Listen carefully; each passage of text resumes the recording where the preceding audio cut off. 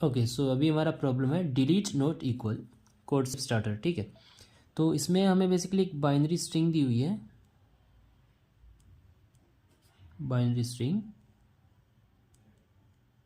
S, ठीक है। तो इसमें हम क्या ऑपरेशन परफॉर्म कर सकते हैं कि अगर कोई एडजेसेंट एलिमेंट्स अगर इक्वल नहीं है तो हम इन दोनों में से किसी एक को रिमूव कर सकते हैं। जैसे अगर हम इसमें या तो 1 को रिमूव कर सकते हैं तो 0 बच जाएगा, या फिर 0 को रिमूव कर देंगे तो 1 बच जाएगा। वो 0 1 हो या फिर 1 0 हो, तो इसके में भी हम सेम चीज़ कर सकते हैं, या तो 1 को रिमूव कर दें या फिर 0 को रिमूव कर दें, ठीक है।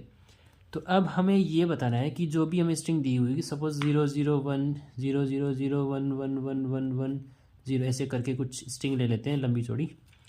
तो इसमें हमें ये बताना है कि जितने भी ऑपरेशन परफॉर्म करके हम इसको मिनिमम कितना रिड्यूस कर सकते हैं, ठीक है, हमें ये बताना है। ओके, तो पहले बेस केस समझ लेते हैं कि अगर सारे कैरेक्टर्स इक्वल हैं, मान लो सारे 0 0 0 0 सारे जीरोज़ हैं, तो इसमें कोई भी अनइक्वल कैरेक्टर नहीं है तो हम किसी को भी रिमूव नहीं कर सकते। तो अगर ये सारे जीरोज़ है या फिर सारे 1 है, उस केस में हमारा आउटपुट क्या होगा, सिंपल n को प्रिंट कर देना, ठीक है। सिंपल हमें क्या कर देना, सी आउट n। उस केस में हमारा आउटपुट ये हो जाएगा अगर सारे characters in the binary string are same. But अगर ऐसा केस आता है तो इस केस में हम क्या कर सकते हैं, अब देखो कि 0 0 1, यहाँ से इसी को सिंपल लिख रहा हूँ, 0 0 0 1 1 1 1 1 एंड 0, ठीक है। अब मुझे इन जीरोज़ को ख़त्म करना है तो मैं इस 1 के ज़रिए ख़त्म कर सकता हूँ, क्योंकि पहले 1 और 0 को लेंगे, ये गया, अब बच गया ये 0 फिर 1 फिर 0 0 0 1 1 1 1 1 0, फिर इन दोनों में से फिर से मैं 1 को रख लूँगा एंड 0 0 0 फिर ये सारे 1, ठीक है। ऐसे करके हम अगर जब तक हमारे पास एडजेसेंट डिफरेंट है, तो जैसे इस 1 के ज़रिए मैं ये सारे जीरोज़ ख़त्म कर सकता हूँ। कैसे, पहले इन दोनों को लूँगा, इसको ये गया, फिर इन दोनों का साथ मिलूँगा तो ये गया, फिर इन दोनों का साथ मिलूँगा तो ये गया। तो अब हमारा सिंपल यहाँ ये 1 बचेगा, फिर ये सारे 1 1 2 3 4 5 और फिर ये 0। अब इस 0 के ज़रिए इन सारे 1s को ख़त्म कर सकता हूँ। पहले 1 और 0 लूँगा तो ये गया, फिर इसको साथ में लूँगा, फिर ऐसे ऐसे करके ये सारे ख़त्म, फिर लास्ट में ओनली 0 बचेगा।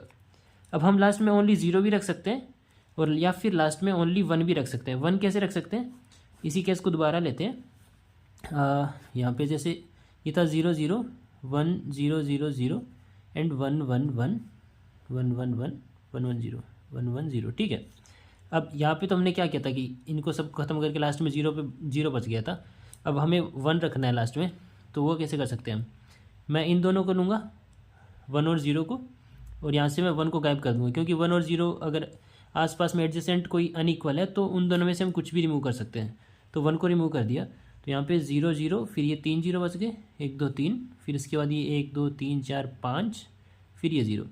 अब मैं क्या करूँगा, इस 0 के ज़रिए इन सब को ख़त्म कर दूँगा, मतलब इस 0 के साथ इस 1 को लूँगा, ये गया, फिर इस 0 के साथ इस 1 को लूँगा तो ये गया, फिर ये गया, ये गया, एक 1 रख लेते हैं, ठीक है। बाकी सारे 1 गायब हो गए और ये 0 हमारा पड़ा हुआ है।